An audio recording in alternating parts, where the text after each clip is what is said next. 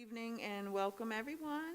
I call this meeting, Cassandra Phillips, President of the Duncanville ISD Board of Trustees, call this meeting of the Duncanville Independent School District to order. Let the record show that a quorum of Board of Trustees is present, that this meeting has been duly called, and that notice of this meeting has been posted in accordance with the Texas Open Meetings Act, Texas Government Code, Chapter 551. We will now go into closed session.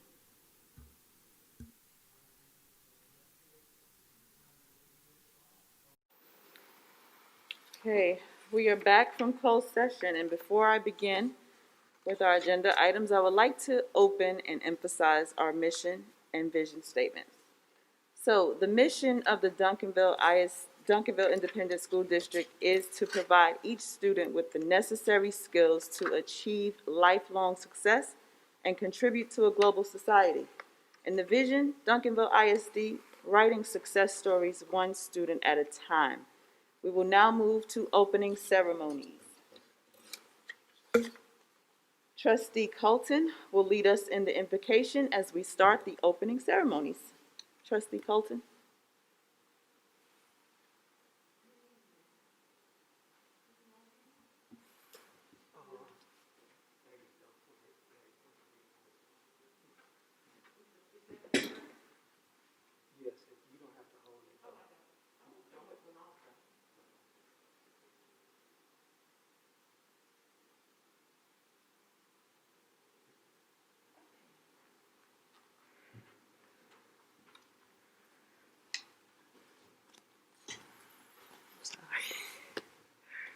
Okay, let us pray. Dear Lord, Father God, we come before you thanking you for this day. Dear Lord, we thank you for seeing us safely here. We pray for the student staff, parents, board members that are ill. We pray for their healing. We ask that you would please be with us tonight as we take care of the business of the school district. May we be good stewards of those resources which you have entrusted to us. So in the name of Jesus we pray and ask it all. Amen. Amen. Amen. Thank you, Trustee Colton. Trustee Ivory will lead us in the pledges. Trustee Ivory.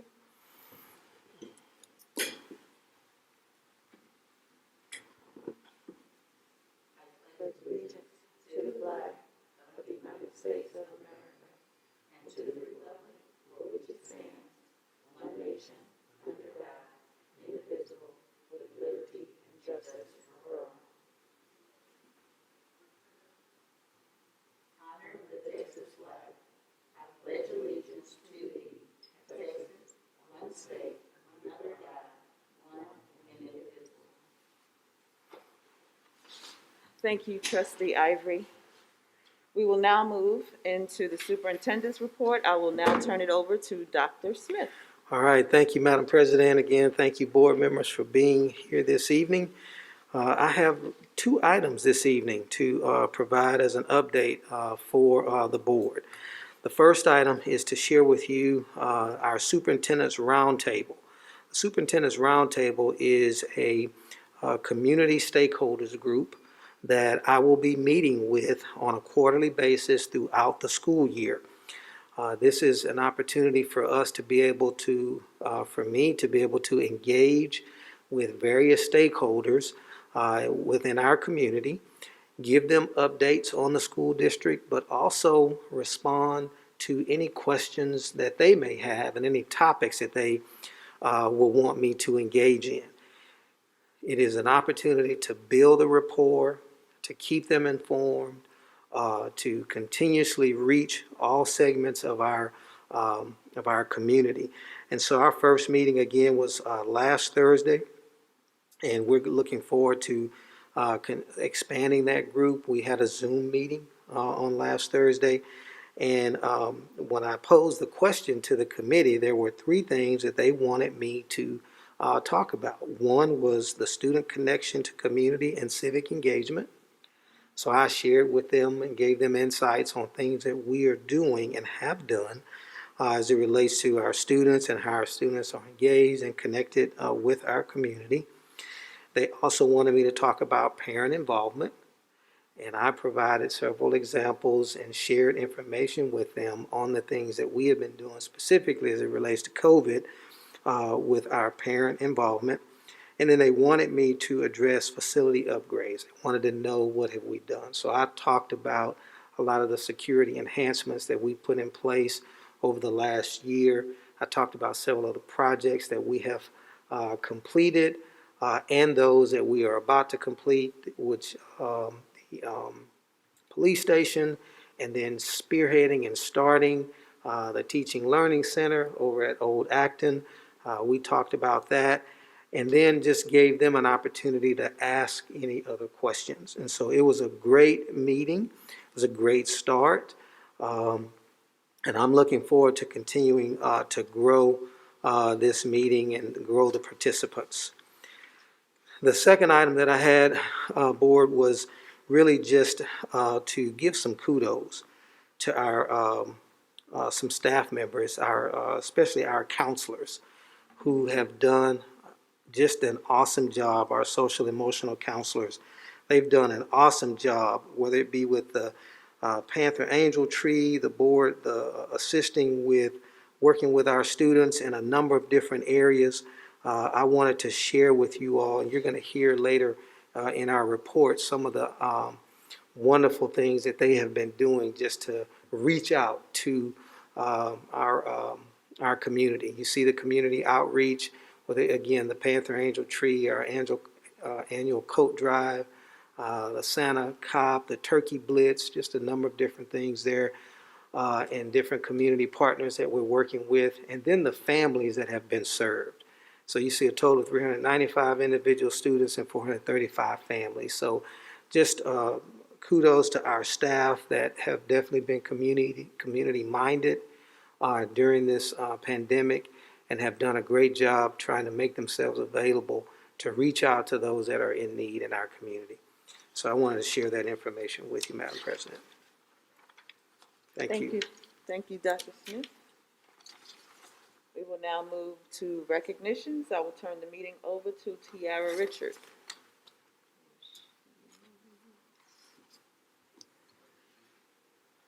Kathleen, I think Ms. Tiara Richards may be out there.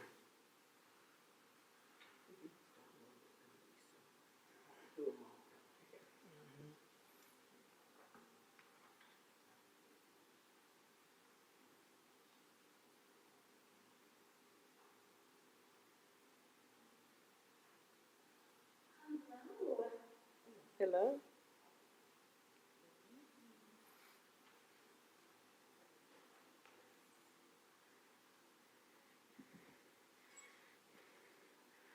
All right, so good evening, Madam President, Good evening. Board of Trustees, Dr. Smith. It is a pleasure to come before you always with recognitions, and I will first turn it over to Madam President to talk about our board coat drive. Thank you, Ms. Richard. Well, and I want to say thank you for the list that you provided us with, because the trustees have gotten together and we have placed the order for 100, and actually, let me say this. Our goal was to raise $5,000. We raised a little bit short of $5,000, and we just received another $500 donation from Frost Bank. So what we are planning to do is order coats with the remaining money and drop those coats off at the schools within the district. So for those students that may come to school and may not have one, there will be a coat on campus for them. So we're not going to let the money go to waste. We should have a shipment tomorrow. The full shipment may not be here, but we should have a shipment tomorrow with the adult size coats. There were some issues, but Operation Warm is working through those. And just want to thank the community and everyone, every trustee, every community member that stepped up and know that this is so important for our students, and how much we work so hard to make sure that our students go home with a coat for Christmas. So thank you for all that you've done to help us make this possible.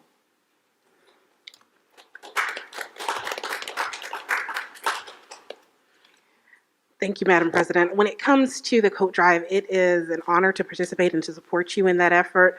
Really, taking the coat to the campus is a great idea because everyone doesn't share their need, but we know needs are out there. And so this is a way to make sure that you're right, they continue to be taken care of regardless. So thank you very much for that. So I will continue on with our Made with Pride in Duncanville recognitions. So every month we recognize our Made with Pride in Duncanville student, teacher, and staff of the month. And so this month we are going to start off with our staff of the month, Miss Natalie Chase.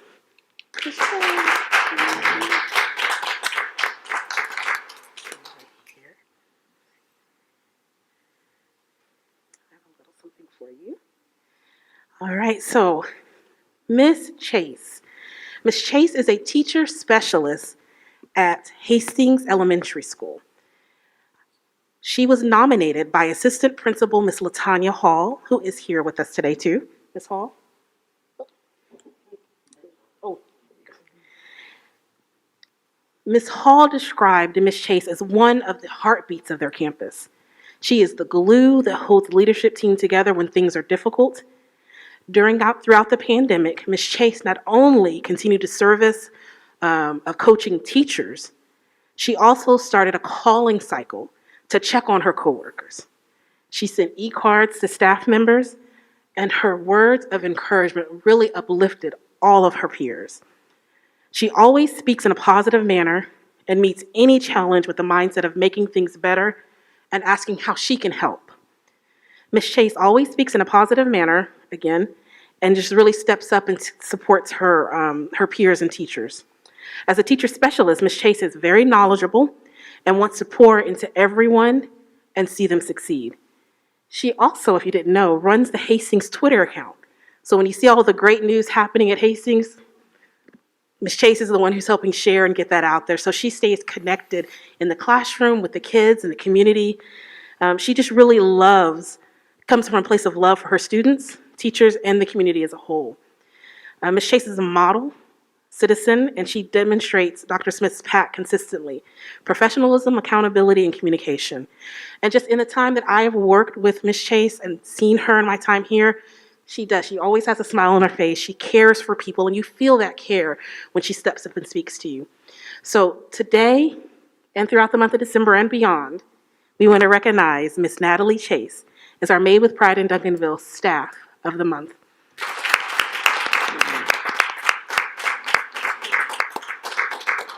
A little extra gift for you.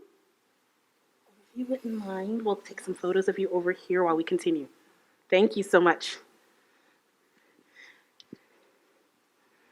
All right, so up next, we're going to keep it rolling. We have our Teacher of the Month, Mr. Demario Frost from Hyman Elementary School.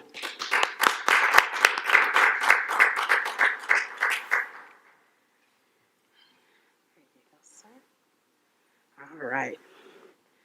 So Mr. Frost is a kindergarten teacher at Hyman. He was nominated by a grandparent, Miss Linda Whitman, and a parent, Miss Monica Alvarez. Now, we know when our parents and grandparents start reaching out and saying they love you, something's right. It's working. So Mr. Frost is an amazing and compassionate teacher who addresses each student by name every lesson. He encourages student-to-student communication during virtual lessons by asking children to work and call on one another. So he's engaging students with one another, even virtually, just making sure that they stay connected. He engages children through songs, positive praise, encouraging words, and an uplifting smile. Mrs. Whitman said, Mr. Frost is patient with our grandchild, who's in a wheelchair and has trouble sometimes turning the mic on and off. And sometimes when he drops his pencil or his manipulatives, he is very patient. He waits. He gives them time to be able to work through whatever he's dealing with. But he's also very aware that their grandchild is academically talented and really challenges him and makes sure that he's engaged and gets those opportunities to really grow at his own pace.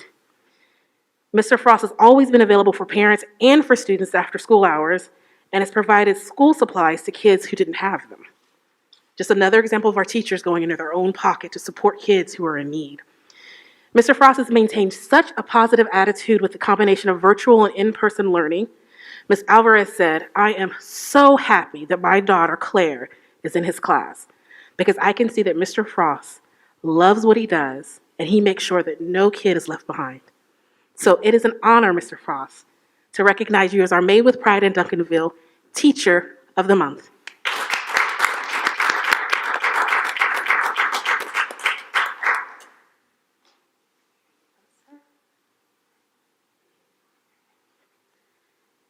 All right, and last but not least, Ms. Gallo, here.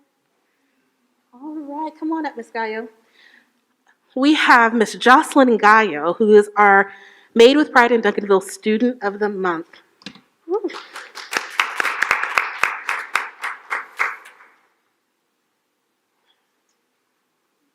Thank you, ma'am. So, Ms. Gallo here, you are tall. I just wanted to say that you're tall, or I'm not wearing heels today, but you are tall for a sixth grader. You're sixth grade, correct? She goes to Brandenburg Intermediate School, and she was nominated by the assistant principal, Ms. Kim Edmondson. Jocelyn Gallo, who is a sixth grader, is a model student who exemplifies Brandenburg pause, positive attitude, act responsibly, wise choices, and stay focused. Her English language arts and reading teacher said Jocelyn excels during virtual-only learning, logging in each day, and completing assignments. She facilitated the Getting to Know You exercise during virtual learning for other students. So she takes the initiative, she steps out, she really makes sure that she's caring for her teammates. Jocelyn is not a student who waits for things to happen. She takes the initiative. She helps others when they need assistance, and she also takes the time to ask questions for herself when she doesn't understand something. She volunteers for additional jobs to be of service and assistance. When speaking to other teachers about her, the other teacher said that Jocelyn is their go-to girl. She made honor roll first quarter and is well on her way to making honor roll again this quarter. Her art teacher also said she is someone who is engaged in class, in the material, and is enthusiastic about learning, not about getting a particular grade. She's someone who learns from mistakes and seeks improvement. She is an all-around talented artist who loves to take on new challenges. And Jocelyn, those are the sort of attributes and characteristics that really help you grow along the way. So we're really proud of you and thank you. Thank you for all you do, okay? All right.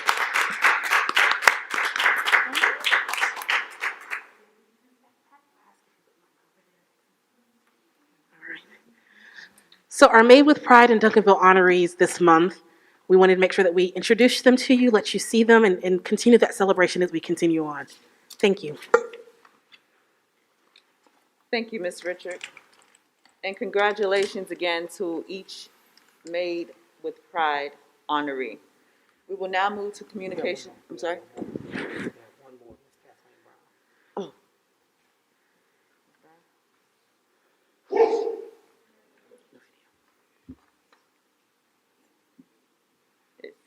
Is-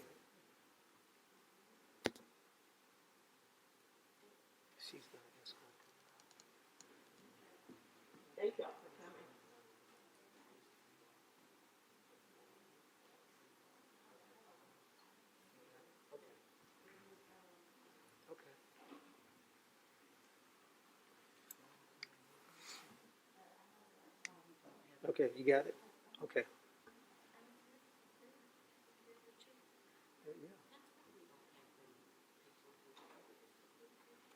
Absolutely. Okay, we will now move to communications from citizens to pending agenda items before the board. And we do not have any communications from citizens regarding a pending agenda item. So we will now move to take action on items discussed in closed session.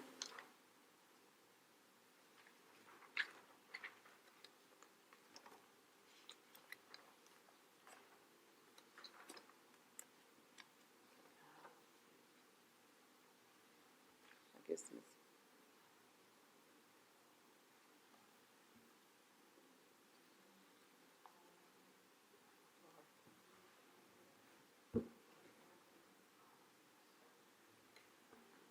Ms. Kathleen Brown, would you like to?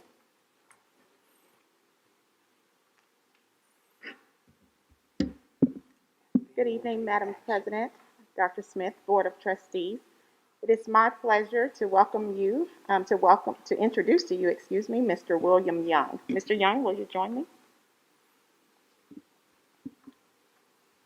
Mr. Young brings over 16 years of experience to his role as the Director of Fine Arts in Duncanville ISD.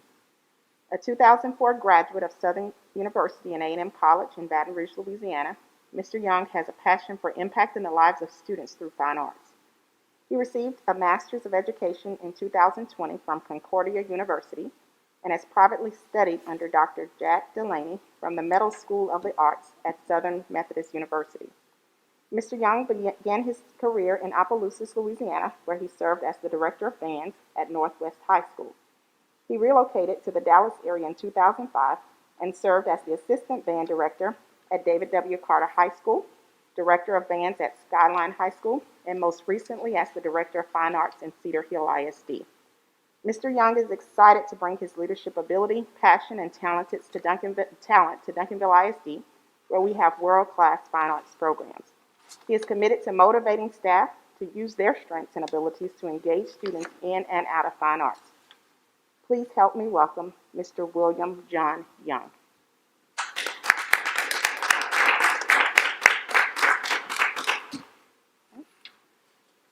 Thank you, Ms. Brown. Thank you. Okay. Well, due to COVID, Mr. Young, obviously, we've kind of had to make some adjustments. We are excited about you being here, even though we're not able to shake your hand or do anything like that. But in the moment here, the board is going to take action on your recommendation. And if they approve, we're really excited about you and welcome you to Duncanville ISD. Okay. Thank you, Dr. Smith. Do I have a motion to approve the Director of Fine Arts as discussed in closed session? So moved. Sorry. Trustee Janice Savage Martin moved, Second. and Trustee Jacqueline Colton, seconded the motion. Are there any questions, comments, or discussion? Okay. All those in favor, please raise your right hand. Opposed? Any opposed? Okay, so motion passed 4-0. Thank you, board, and, Mr., okay. Well, we want to welcome Mr. Young to the team, to the Duncanville family, so thank you, board. Okay. Okay, do I have a motion to approve the consent agenda? So moved. Second. Trustee Jacqueline Colton moved and Trustee Janice Savage Martin seconded the consent agenda be approved. Are there any questions, comments, or discussion? All those in favor, please raise your right hand. Any opposed? Motion passed 4-0. Thank you, board. And at this time, we will now move on to the information discussion agenda item 8, bilingual English as a second language program evaluation. The presenter is Dr. Kathy Sewell. We need a runner.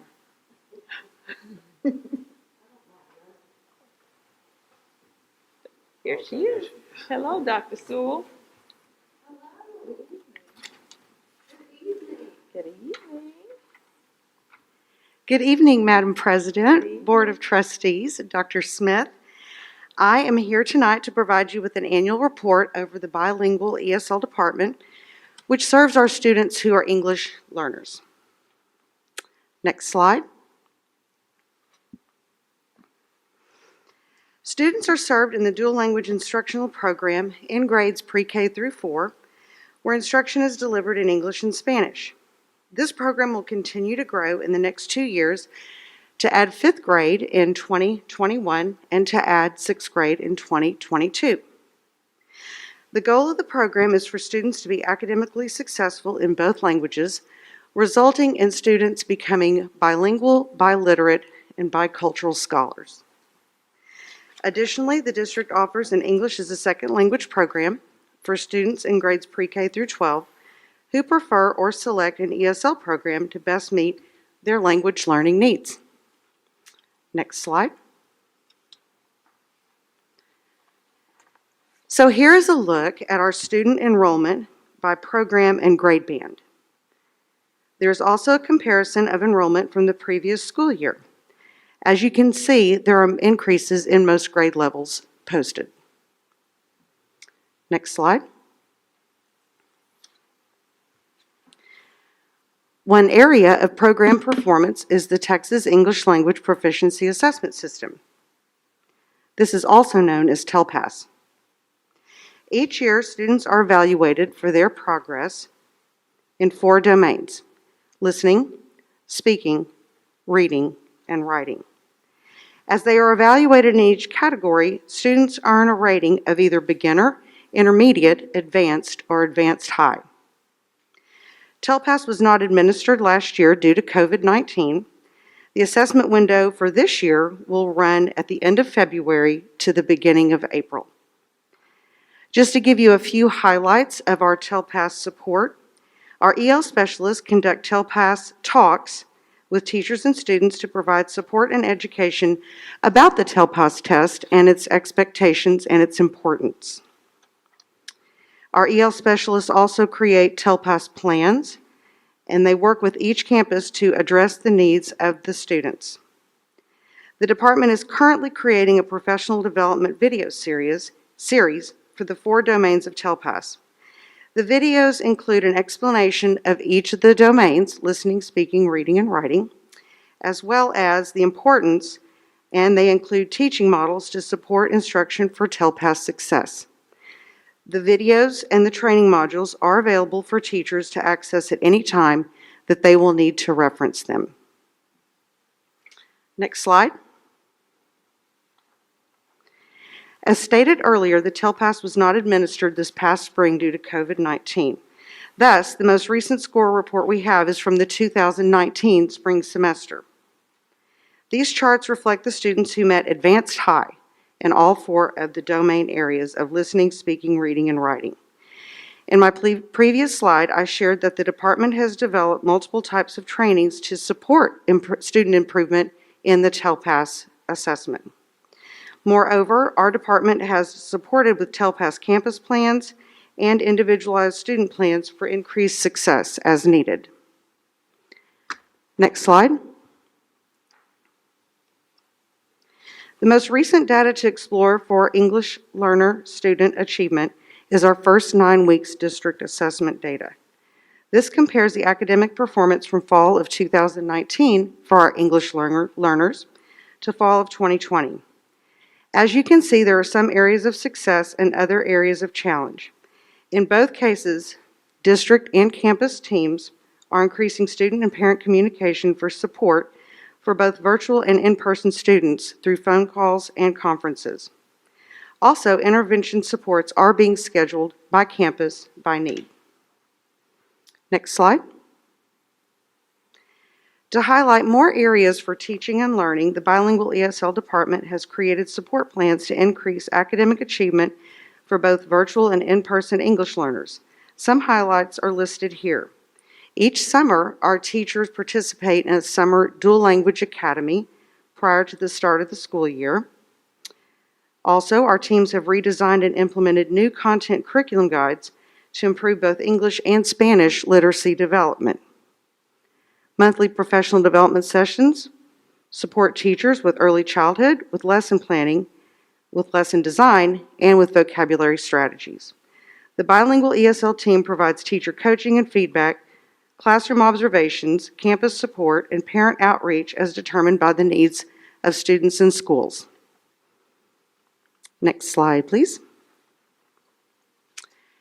Our next area, which is a key area of focus, is teacher recruitment.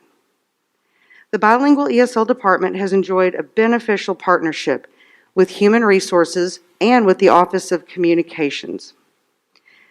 These departments have helped all 3 together to recruit highly qualified certified bilingual teachers for Duncanville ISD. Our district offers signing bonuses and annual stipends that are designed to recruit highly qualified teaching staff. Additionally, the district advertises in multiple formats, such as social media, and the social media shows so many wonderful things that are happening in our school district. It's a great recruiting tool. We also use recruitment strategies through our district website, through university partnerships, and through our team's contributions to local and national organizations that you can see on this slide. Okay, next slide. Under parent engagement and support, one specific program area for parent engagement has been provided for our English learners and their families by Concilio. And this parent training is offered at all levels of our school district: elementary, intermediate, middle, and secondary. The sessions help support parents to understand the public school system and to educate parents to facilitate learning at home and to connect teachers with parents to best provide support for student achievement. Currently, the program is developing virtual sessions, and due to COVID-19, we did not have sessions this fall. As you can see, the program has had good past success, and Duncanville ISD will continue the program moving forward as Concilio is designing new offerings for parents in a virtual setting. Next slide. We are continuing to refine and improve practices to best support teaching and learning for each student's success story in Duncanville ISD. And I'm happy to answer any questions you may have, and I welcome your support, and thank you for your attention.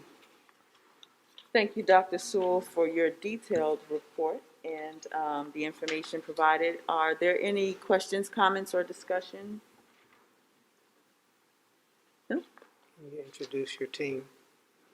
I'd love to introduce my team. As you can see this evening, thank you, Dr. Smith. We have Dr. Tiffany King. She is our Executive Director for Academic Services and a wonderful leader and has been instrumental in our content curriculum guide development. We also have Ms. Erica Reyes, who leads not only our bilingual ESL department, but Language Acquisition Services, LOTE, which is languages other than English, and also our early childhood support services. They're a great team to have, and I'm welcoming them and glad they're here with me tonight. Thank you, Dr. King and Ms. Reyes. We appreciate all that you all are doing as a part of the team. Thank you for your contributions. Anything else? Okay. All right. Thank you so much. I appreciate your kind attention. Thank you all. You have a good evening. We will now move to information discussion agenda item B, present planning process for 2021-2022 academic calendar, and the presenter is Tiara Richard. Good evening again, Madam President, Board of Trustees, and Dr. Smith. It is my pleasure again to come before you to talk about our calendar planning process. In the past, you've reviewed the calendar in one meeting and just accepted what feedback you received, but I wanted to, Dr. Smith and leadership wanted you to have an opportunity to get a little advanced understanding of what we're doing for the new calendar planning process this year. Next slide, please. So the calendar planning committee, just so you're aware, consists of approximately 30 teachers, staff, which is a range of leaders in the district, directors, coordinators, specialists, assistant principals, different people across the campus, and parents and students. And so that committee has already been meeting and going through what the requirements are for a new calendar. So what do we have to have in every one of our calendars? And then looking at what are the needs, or our wish list is what we would call it. So every year we look at these requirements, and there are three main ones. The first one is that students are required to have 75,600 minutes of school time or school instruction each year. And for us, because we have a 7.5-hour day, 450 minutes a day equals 168 instructional days a year. That's the minimum we could have. And over the years, we have had about 170, 172, depending on the calendar year. I believe this one currently has exactly 168, based on pushing back the calendar year at the start of the school year. And so it was changed back in, I believe, August. And so at that point, we had to condense this calendar. We're also required to have 3 teacher workdays, and then we can have professional development based on what our needs are. So professional development is a local decision on how we adjust those days. And then the other piece that's really vital to planning that calendar is that 187 workday for teachers. So their contracts are 187 workdays. And so we are looking at all of those numbers, adjusting them and making sure that when you move one piece, it affects another. And so we're making those adjustments and looking at what will work for the upcoming calendar. And what's not in here is that this calendar also drives the operation calendar, so transportation, nutrition services, all of these other employee work calendars are impacted by this. But these are the big pieces, and then we make adjustments along the way with the other elements. And again, that's the planning committee gives suggestions, and then we work through those together. But the final decision, of course, is yours as the board. One thing that we know we need this year is a wish list item, or it's actually a need, it's not even a wish list item, is more instruction time for students. We know that we have lost learning this year. We know that our students need an opportunity to catch up for the learning they've missed over the COVID pandemic. And so with, 10 months of a pandemic so far, and then we're going into the new year, we know that we need more instruction time with our students. So the aim for this upcoming calendar is to have at least 10 additional student days, which will come out to about 180 student days. So again, more instruction time for students. So that means that our calendar this year is not going to look like the one that we have now or the one we had last year. So just sort of preparing people for that different look and that different process of what you'll see. So the way to do that is either extend the school day by adding minutes to the school day. Based on just early meetings with the calendar planning committee, that is very challenging. When you think about our middle school students, they're already starting later. We have to have buses, and we only have so many buses, so they have to stagger between each of those grade levels. And so adjusting that school day, the minutes in a school day, is really tough. But starting the school year earlier, ending later, is something we've actually done before. And so it's a piece that's not foreign to us. It's a way to get more instruction in. And we know that starting students earlier has been a benefit for us in the past, because every one of our principals who are on this committee and teachers said that students are engaged in the start of the school year. By the time they get to April or May, they're less engaged, they're less involved. They've taken their STAR test and they've sort of checked out a little bit. So by putting more time on the front of the year, we're giving our kids a better chance. And so that's one of the pieces that we're looking at. Next slide, please. So I wanted to give you a timeline of what this process looks like. So of course, we're at the board meeting today, giving you the sort of broad scope of the process. Tomorrow, we'll have another virtual committee meeting. We're going to review those priorities, look at a couple of sample calendars, and share feedback. What do they like? What do they not like? What works? And then by Thursday of this week, sample calendars will be pushed out to our community, to our staff, and to our parents. So they'll have an opportunity to provide feedback on that. And the goal with those sample calendars is to provide a little bit of variance between them so that it still meets the goal of adding instructional days, but hear what matters most in the individual nuanced pieces of those calendars. So we'll take that feedback and bring that back to you before the board next month. And then you'll have the information you need to make a decision, we hope, on choosing a calendar for the 2021-2022 school year. I'll answer any questions you may have.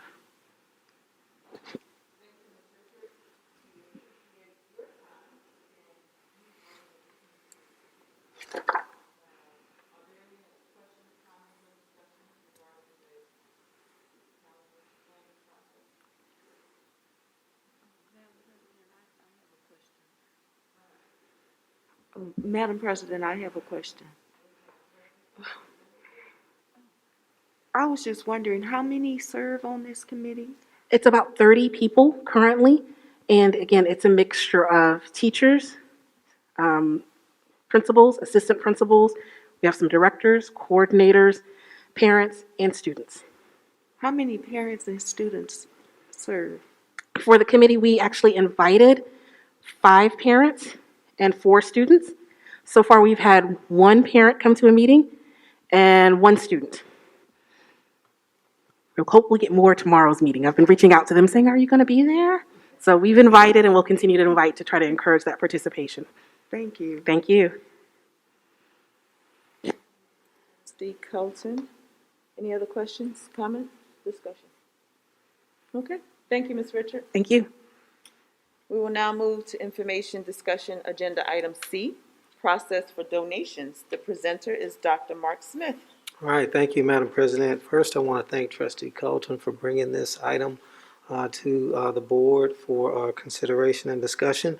I wanted to give you all some context to help guide your decision-making on what you all would like to do. One of the things that I would share and recommend with the board as you think about making adjustments to the donation process is, as we talk about it today and get feedback from you all, you may want to consider having this on the agenda in January as well. And hopefully, maybe by that time, we might have a full board present so that everyone can weigh in. It's just something that you all may want to consider. But just to give you some context to guide some of your decision making, as it relates to donations, we are really fortunate in Duncanville that we do have community members that donate. We looked at the last 6 months so that you all can kind of get a feel for what those amounts, when you start trying to think about what amount you may want to focus on. So in the last 6 months, we've had 4 donations that were 10,000 or more. And so one of them was from Concord Baptist Church. You all may remember that one. That was a great donation. The other was for a weight room for the boys basketball program. And then the others were from one person, and that was for boys football, boys basketball, and the Pantherettes. And that particular donor makes those donations pretty much every year that I've been here in Duncanville. So that just kind of gives you some context into, how often do we receive donations that are 10,000 or more. Usually they are of a smaller nature, $100 or $400, $500, etc. So that is good information for you to consider as you think about, well, what would be that threshold that we would set so that we would then move forward with a resolution. I think it is great to recognize our community members who give to our district, those that desire to have that recognition. As you know, some people really don't want to have their name out there like that. But if those community members or business people desire to have that and don't mind that, I think it's a good thing for us to be able to make those recommendations. One thing that I would like to also throw out there for you to consider as an option for the resolution is you could include in the consent agenda. That way, for example, if there was someone who gave 10,000 or more, or whatever you all decided that number would be, 5,000 or whatever that number is, then those donations would go on the consent agenda, which would allow formal recognition by the board each month for those individuals that don't mind being highlighted in that way.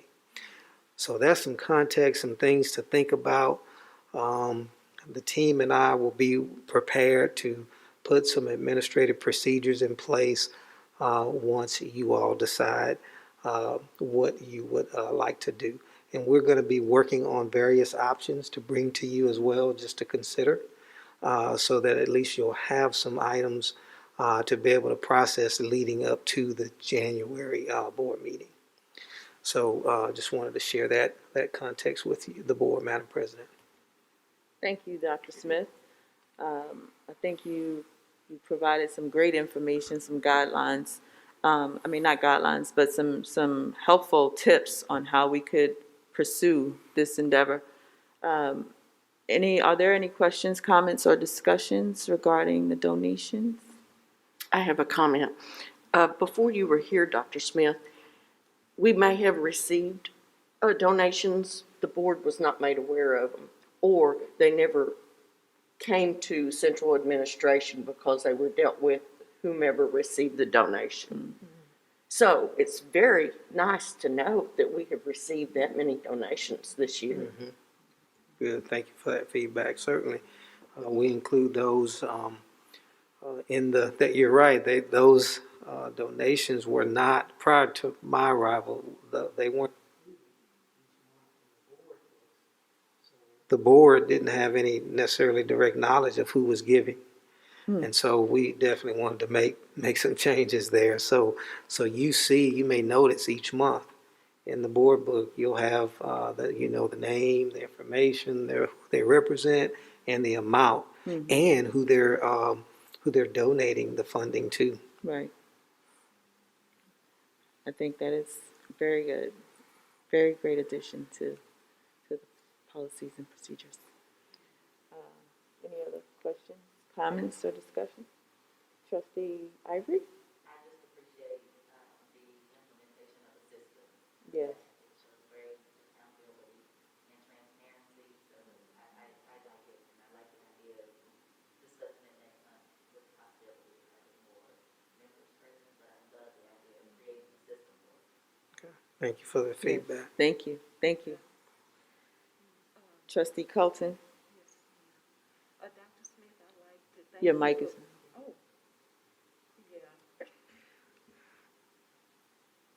Oh, Dr. Smith, I'd like to thank you for bringing this item to the board for consideration. I do think, we have a number of great community partners who give to the school districts, and I think it's just nice for the board to acknowledge them. And I like your idea regarding placing the resolutions on the consent agenda, in the event that we have several, we don't have to debate them, or not really debate them, but acknowledge them each separately. And also, I like the idea of bringing more discussion when we have our full board here. So thank you very much. Thank you. Thank you for the feedback. We'll make it happen. Okay, thank you, Trustee Colton, Trustee Janice Savage Martin. Sounds like we have some great things going on. Dr. Smith implemented a program. Trustee Colton brought up a great idea for the recognition. So we want to we will just discuss it in January. Okay, put it back on the agenda for January. Thank you. Thank you. Okay. And in the interim, we'll be working on those options to bring to the board. Yes, yes, thank you. Okay, we will move to information discussion agenda item D, COVID-19 pandemic plan and efforts update. The presenter is Dr. Mark Smith. All right, thank you, Madam President. The team will be coming in. We have various presenters that represent different areas. As they get prepared to give their presentation, just to give you some context, what we aim to do today is to give you an update on where we are on COVID-19. Each month, we highlight several areas, and so we'll do so tonight just to kind of give you some context, what you're hearing across, all the media waves in terms of whether it be regionally, whether it be state, or even nationally, in terms of the learning slide that is happening across the country. We are indeed having those same challenges here in Duncanville. Our team will be highlighting that information for you, and then we'll be spending some time helping you to sharing with you specifically what we are doing to address that in a proactive way. And so we'll begin with Dr. Halachka, and then we'll just move through the process with each member that owns a particular area, and then certainly we'll be prepared to answer any questions that you may have. Dr. Halachka. Thank you. Good evening, Madam President, trustees, and Dr. Smith. I'm excited to share with you this evening our ongoing plans related to the COVID-19 pandemic and its impact on student learning and achievement.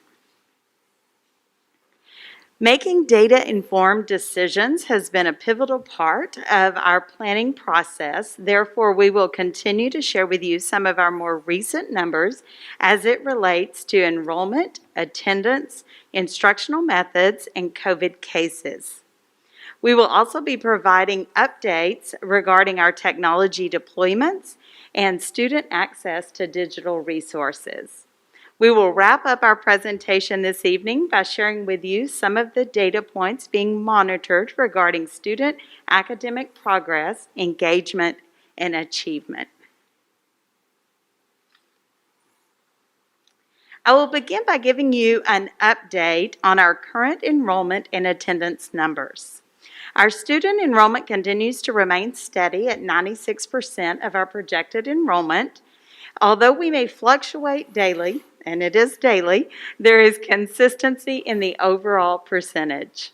Our district attendance average is still below where we were at this time last year, but we've seen an increase of almost 2% since November. The high schools and middle schools have shown the strongest gains since November due to the strategic efforts of being made to re-engage our truant students.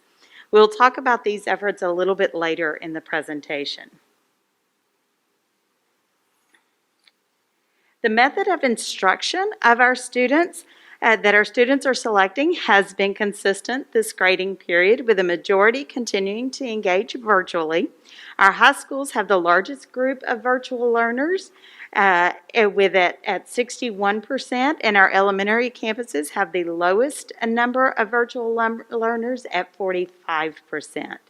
The window for allowing students to change their method of instruction will open when we return from the holiday break.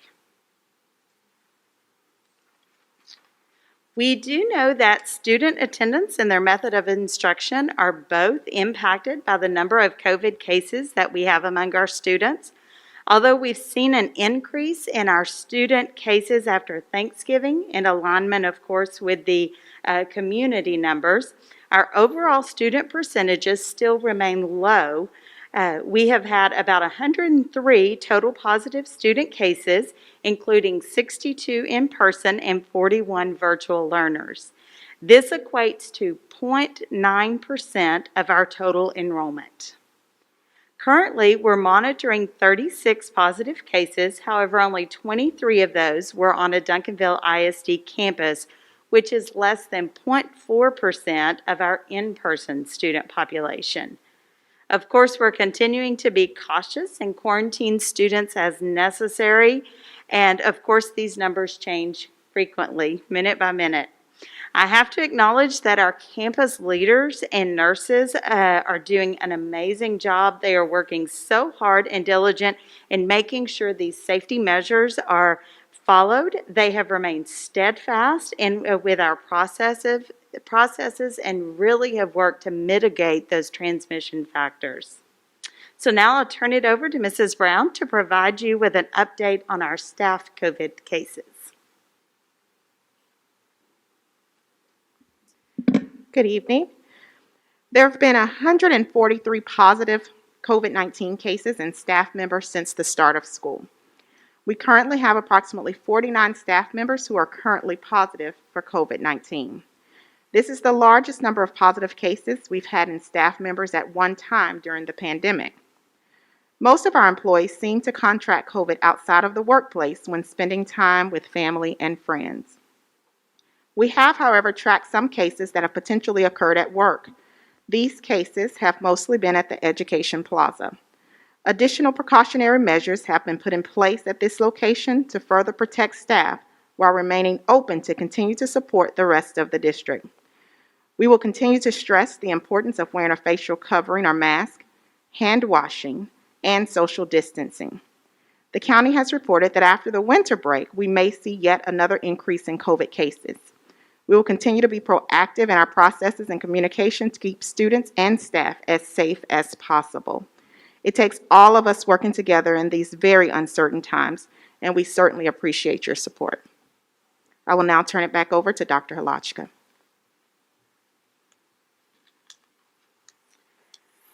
Thank you. As we've done in previous board meetings, we would like to take a moment to provide you with an update regarding technology devices. We are pleased to say that our largest number of Chromebooks arrived on November 23rd. The technology department was able to deliver the devices in phases, and these devices are now being used by students district-wide.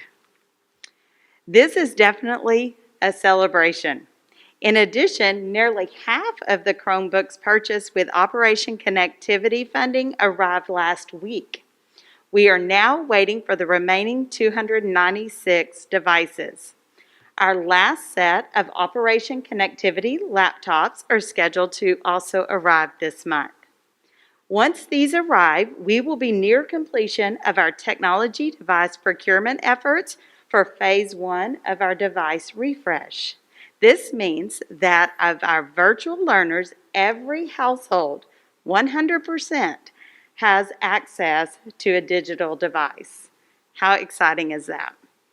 Mrs. Fields will now provide you with an update on our Internet Access Project.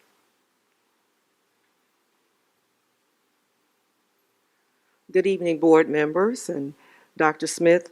It is my pleasure at this time to share a bit of update regarding our Wi-Fi buses. I believe last month I shared with you that we were installing Wi-Fi on 4 of our buses. That process has been completed. We have started our scheduling and we're ready to launch on January 11, 2021. A little bit about the Wi-Fi Khajiit buses. Of course, this is to support our technology department. As you just heard Dr. Halachka speak to the devices that are in the households, but we're still aware that there are certain areas in our school district that still need coverage with Wi-Fi. So the numbers of hotspots that were given out. So this is our part in supporting our access for our students. You may be wondering a little bit more about locations. There are 4 apartment complexes that we've selected. We were given a list of all the apartment complexes within the school district. First of all, we reached out personally, asked them if we could park our buses on their site. Of course, we did not receive positive feedback from some. Some didn't return our calls, but we did have 4 that reached out and said we could park there. One of the things I want to share about the Khajiit buses is the fact that they will be operable, running all the time. They are buses that we use to transport students. There will be a driver assigned to the buses and then a relief person so the person can take their lunch and take their breaks. When I looked at the numbers of the students who will be virtual learners, currently we have about 6,500 students who are virtual learners. The 4 locations really kind of cover our school district. As far north as Camp Wisdom, where we have the Fair Meadows apartments, and then far south, as we have the Renaissance Village Villa apartment, and then we have Wimberley Park, which of course goes west, and then Austin Bluff, which is really in Dallas, but it is part of the school district. Currently, when we looked at the perimeter around the apartments, we're serving about 400 plus students at those apartment complexes. When you think about the number of the 6,500, it's about 6% still of our virtual learners. So we're excited to launch the program. Mr. Hamrick and his team are ready. We're getting ready for our marketing rollout, so you'll be hearing a lot more about that. One of the things we are doing is Ms. Richard and her team created some magnetic signs. So when the buses are there, and again, they'll be operable and running, and so it'll identify the buses. And then lastly, we're looking forward to launching on January the 11th. Any questions from me? In a day, we're going to be there it's really throughout the instructional day. So their plan will probably be from 7:30. Then we'll be returning to the lot about 3:30. Yes, ma'am. Any other questions? We're excited, and we're going to pilot this. We'll see how it works, and then we'll either expand or we'll change locations so we can really make sure we have our coverage and our students take advantage. Thank you.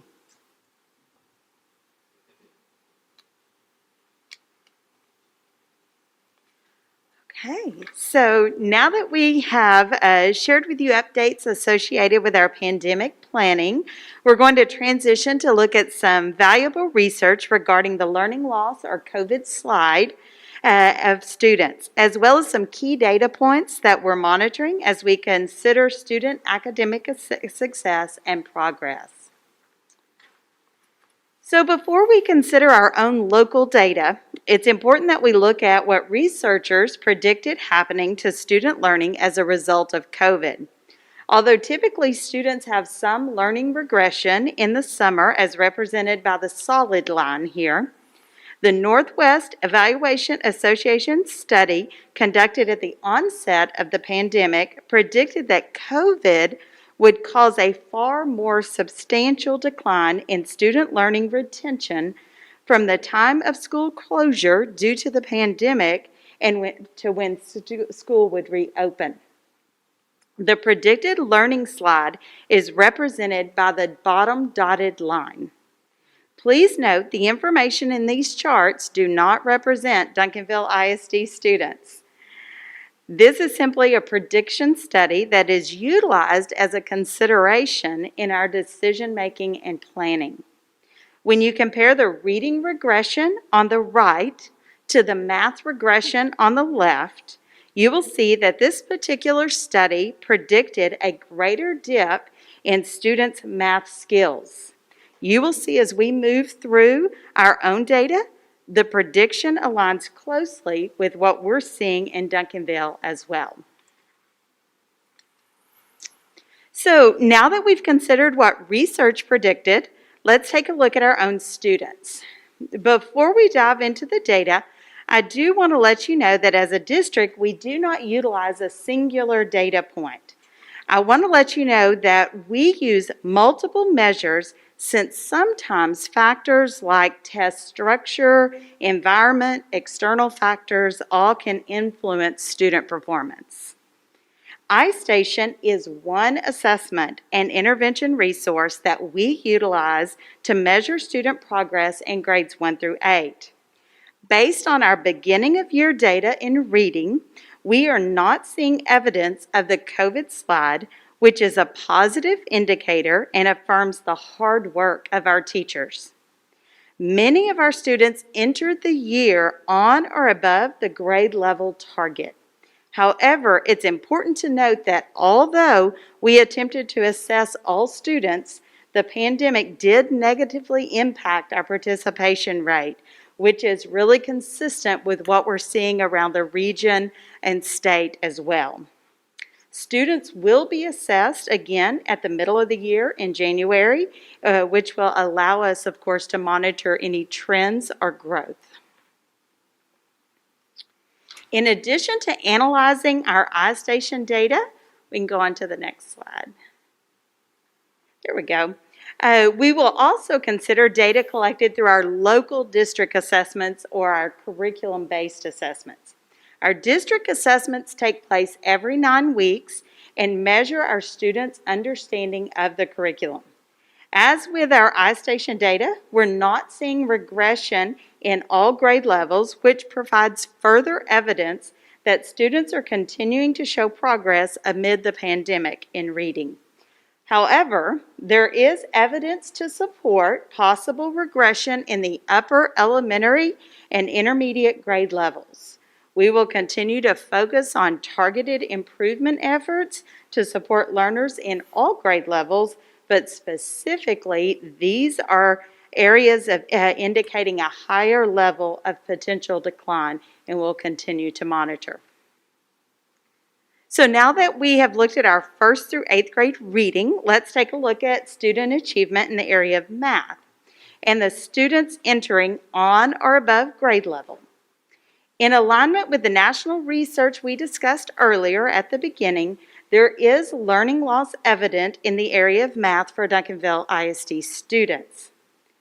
Although not every student tested, again due to the participation rates, there were enough students assessed on iStation Math to give us a representative sample to determine this is an area in which we need to provide additional support in order to accelerate the learning of students.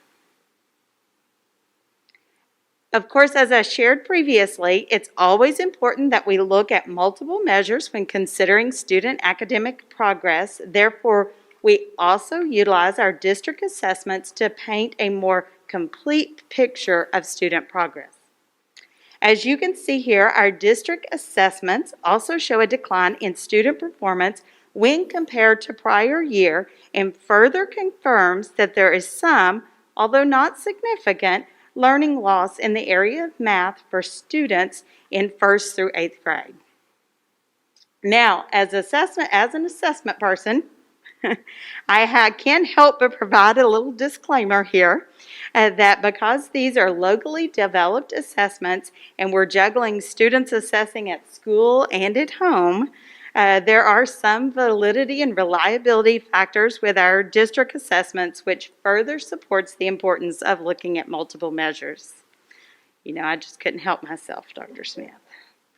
Now that we have looked at our 1st through 8th grade students, let's take a look at our high school students. Our data sources at the high school level vary a bit since we often measure achievement and aptitude based on college readiness assessments. However, we do utilize district and campus assessments to measure student understanding of the curriculum and overall progress. As you can see from the data, a majority of our high school students are continuing to progress or at least perform comparable to last year on their district assessments in English. Again, as previously shared with our 1st through 8th grade data, not every student was assessed due to COVID factors, but we do have enough participants to give us an overall picture of progress and needs. And again, this is what we're seeing across the region and state as well. However, in math, as with other grade levels, we're seeing some learning loss, except in Algebra 1 and Geometry, except in Algebra 1. Some learning loss in Algebra 1 and Geometry. There we go. Which aligns with other grade levels as well as with the research that we previously discussed. However, our Algebra 2 scores are not consistent with this and actually shows a significant increase from prior year. There are various factors that can impact scores, which again is why it's important to look at those multiple measures versus just one test on one day. Our high school has implemented ongoing campus assessments as a comparison to these numbers, and for PACE, they utilize student progress on the Digital Credit Recovery and Acceleration program called Edgenuity. Of course, we have data on other content areas as well, like science and social studies, but for sake of time, we have focused on core reading and math courses this evening. Of course, we know that our teachers are continuously assessing students through formative assessments like assignments, exit tickets, content tests. Therefore, it's important that we look at failure rates when considering student progress. In our district, we know that COVID has greatly impacted our student failures. As you can see here, when we compare the first 9 weeks grading period last year to the first 9 weeks grading period this year, we have almost doubled our failures overall, with a majority of these taking place at the high school level. Since a majority of our high school students are virtual, this data tells us that our kids need their teachers. And of course, we have several interventions planned for grade repair and credit recovery, utilizing our Edgenuity programs so students can improve their grades or regain credit through this self-paced program. In addition, we're providing tutoring, in-school intervention classes, and other supports to help student success. Okay. We know that in order for students to achieve academic success, consistent attendance and engagement is necessary. Therefore, we must look at this data when considering factors impacting student achievement. We monitor these numbers daily to determine whether or not students are engaging in learning, either by being physically present or by logging into their virtual classroom, connecting with their teacher, or completing assignments. As you can see from this data, when we compare the first grading period last year to the first grading period this year, we see a decline in student engagement. This, of course, is a factor we must consider when looking at the learning loss of students. We're seeing some positive gains during the second grading period due to some of the truancy prevention measures the campuses have been consistently implementing. The 1,082 counseling sessions conducted regarding truancy, the 381 home visits that have been done on our to address truancy, and the 1,958 family connections that have been made by our 2 social workers. As a district that considers the whole child, we know that academic achievement and attendance often directly correlate to the social and emotional wellness of our students. Therefore, we have also worked to continue to provide mental health services to students amid the challenges that come with the pandemic. As you can see, we focused on that proactive counseling with an increase of over 1,300 sessions in the first quarter. Our reactive services have decreased significantly due to the majority of our students being virtual. We are concerned about the dip we have seen in students seeking counseling support and our inability to provide some of those group sessions virtually due to confidentiality concerns. We know that in order for students to learn, their teachers must also be emotionally well. COVID has impacted our staff, and as you can see, we have more than doubled our staff consultations.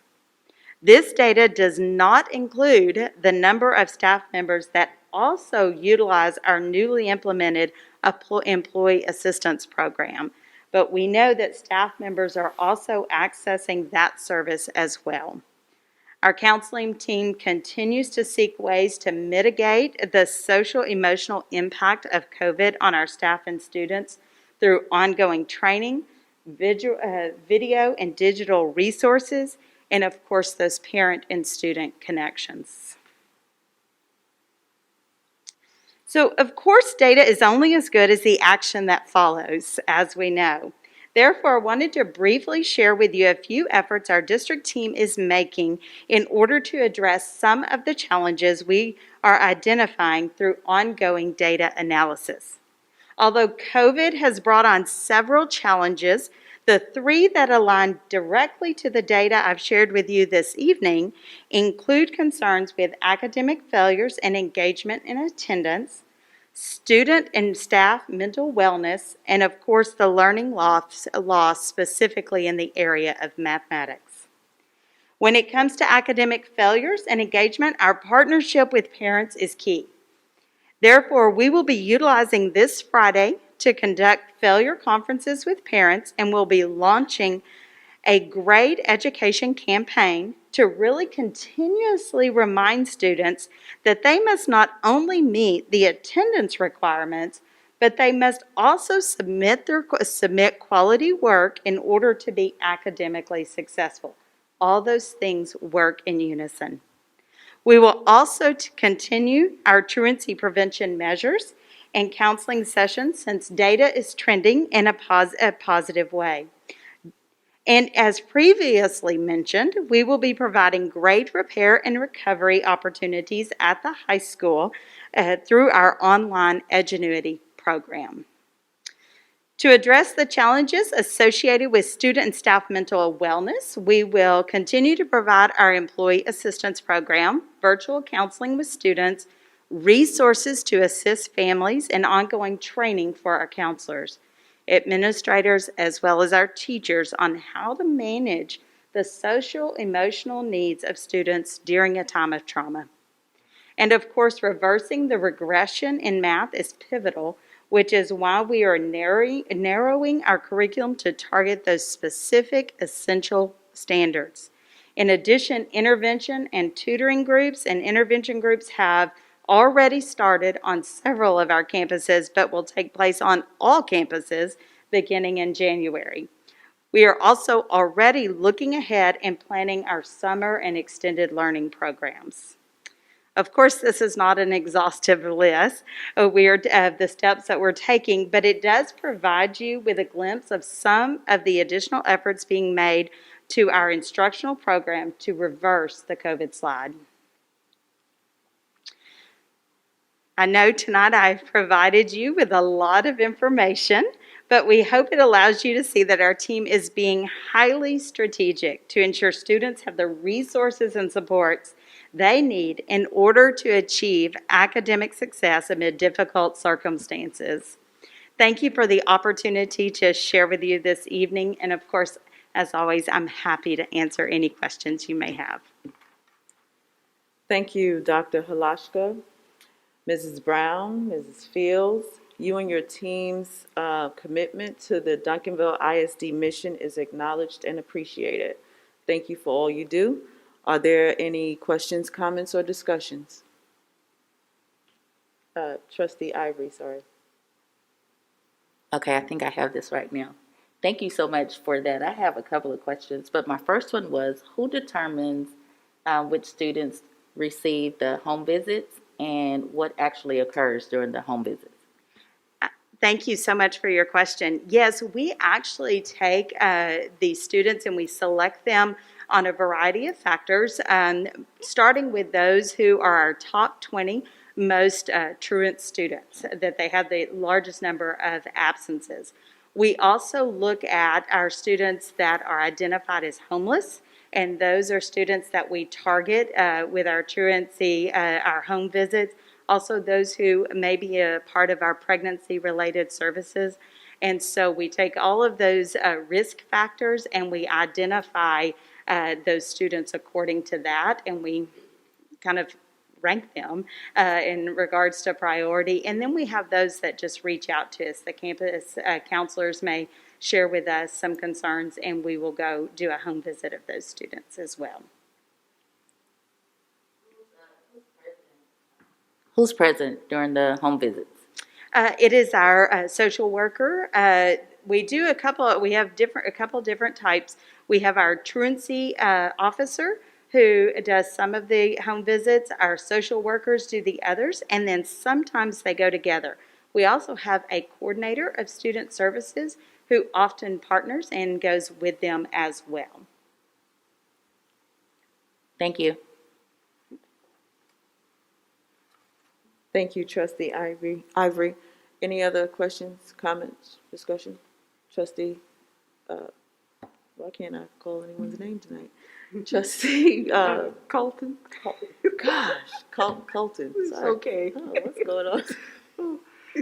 Thank you all very much for all that you're doing, during this very difficult time. We really appreciate it, and we know, yeah, we just have to do the best we can. And y'all are doing a great job. I want to know how many staff members are quarantined, if any?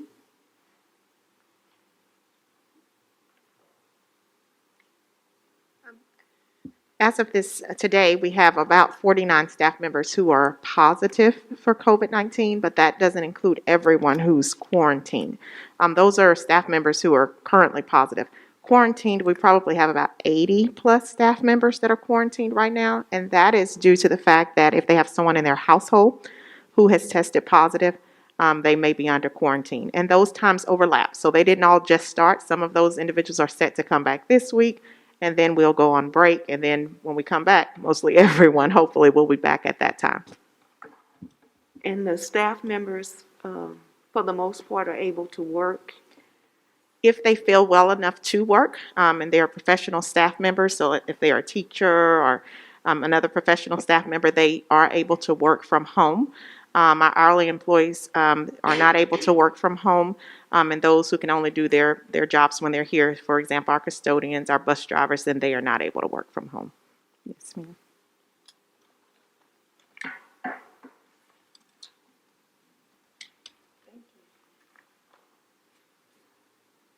Thank you, Trustee Colton. Thank you, Mrs. Brown. Any other questions, comment, or discussion? Okay, looks like we're done. Thank you so much. We appreciate you all. Okay, we will. Madam President. Oh, I'm sorry. Trustee Colton has a question. Thank you, Trustee Colton? Dr. Halaska, would you walk us through your reading comparison station chart? Like for first grade for 1920, for instance, there's 44%. And then for 2021, that's 51%.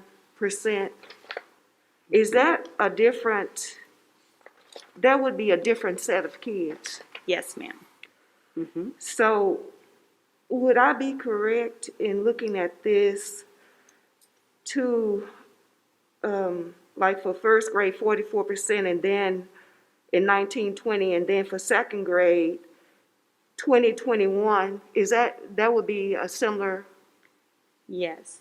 Okay. So if you looked at that first grade, that was at 44% in 1920. You could really kind of compare them to the second grade in 2021, which is at 60%. So it really does show an even more significant gain. Yes, okay. Yeah, no, I just wanted to make sure I was looking at that correctly. I like you pointing out the positives. That's great. Appreciate that.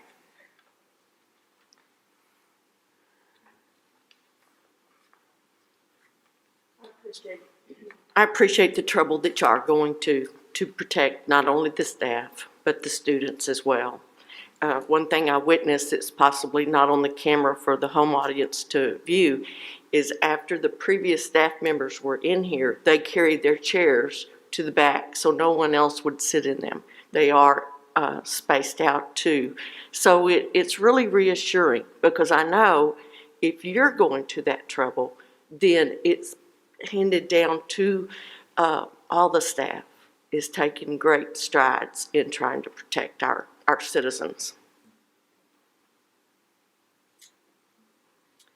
Thank you, Trustee Savage Martin and Trustee Colton. Any other questions, comments, or discussion?